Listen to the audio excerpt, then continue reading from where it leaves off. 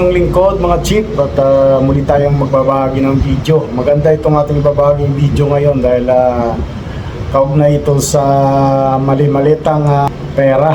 So bago po tayo magbabahagi ng video na ito, kung hindi ka pa nakapag-subscribe dito sa ating channel, pindutin lang ang subscription button kasama ang notification bell para updated ka sa mga video nating ina-upload dito sa channel na ito. So tuloy-tuloy na nating ibahagi ito.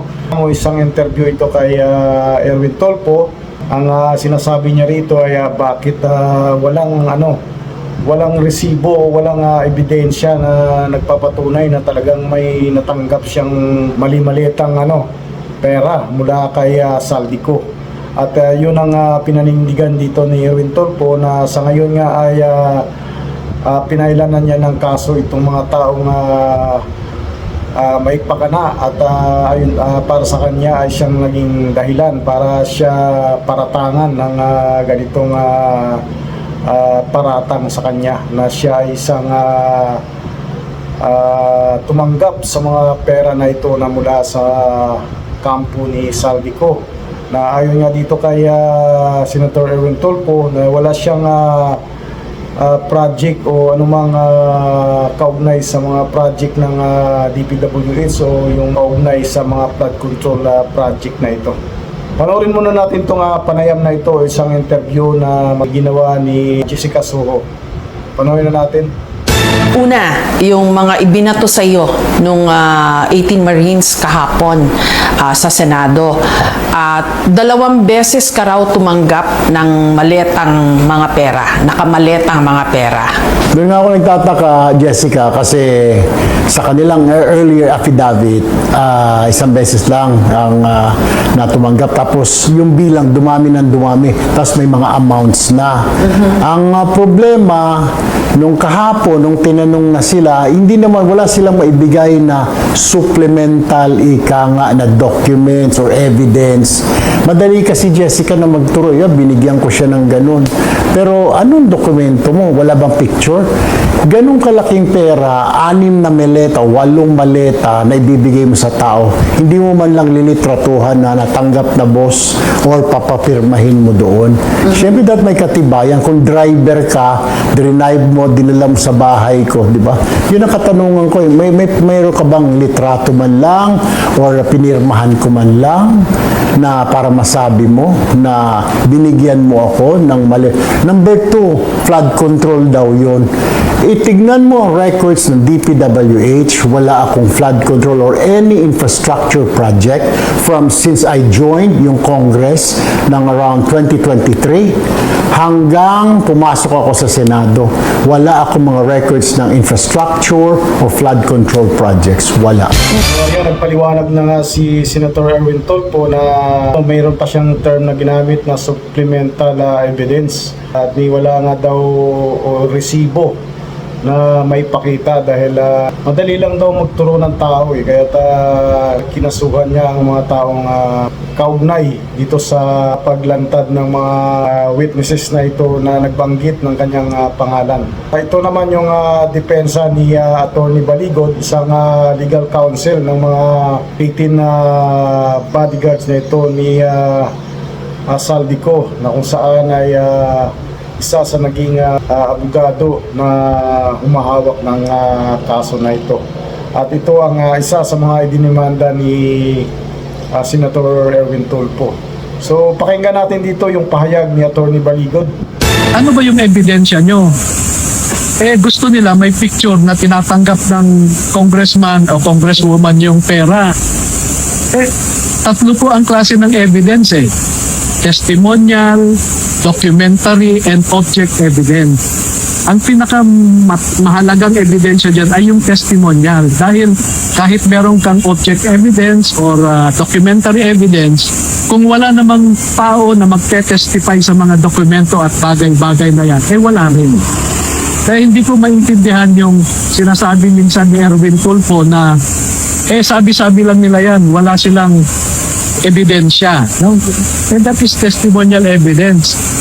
Katulad lang po yan ng may nakita kang sinaksak. Hindi mo naman napicturan ka agad. Ano yun? Hindi na maniniwala na nakita mong sinaksak yung tao?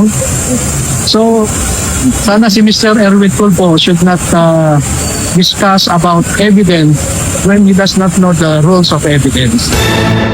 So, yun naman ang depensa ni Attorney Baligod kaugnay dun sa mga nabanggit na sinasabi ni Senator Erwin Tulfo, dahil yun nga dito kay Attorney Baligod ay isang testimonial evidence yung ginawang pagpapahayag ng mga 18 bodyguards ni Saldico.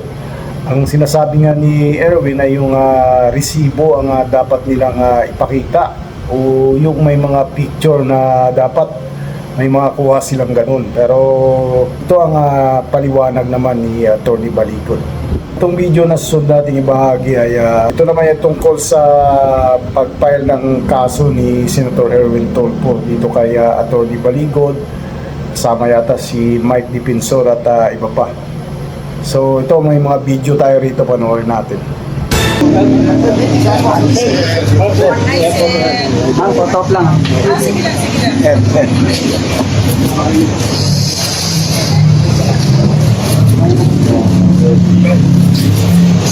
Maalala ho ninyo, nagkaroon sila ng press code dito sa Mandaluyong na sila mag-defensor, Baligod na naman, Ibigita,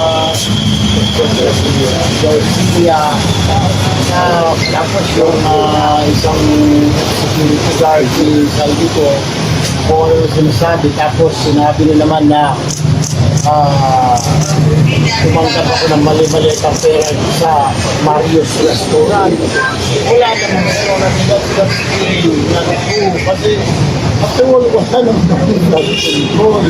At malipot na rin mga mo yung alibay mo, papers, documents sa DPWH, maging sa Cabral Files. I was saying yesterday sa press con, my name is not there. Wala akong infrastructure since I joined Congress, since I joined the Senate. Wala akong misimpo na government project. Wala akong infrastructure, wala akong blood control, farm to market, etc. Kaya, we're filing this with my lawyer, Attorney Balito, Attorney Marte.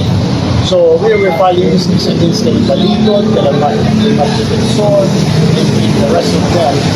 So, very unfair. It's really, hindi po pwedeng pabayaan na silent ka. Kaya nga, let them prove to the court. May ebidensya sila, submit. Kung walang ebidensya, tapos sila.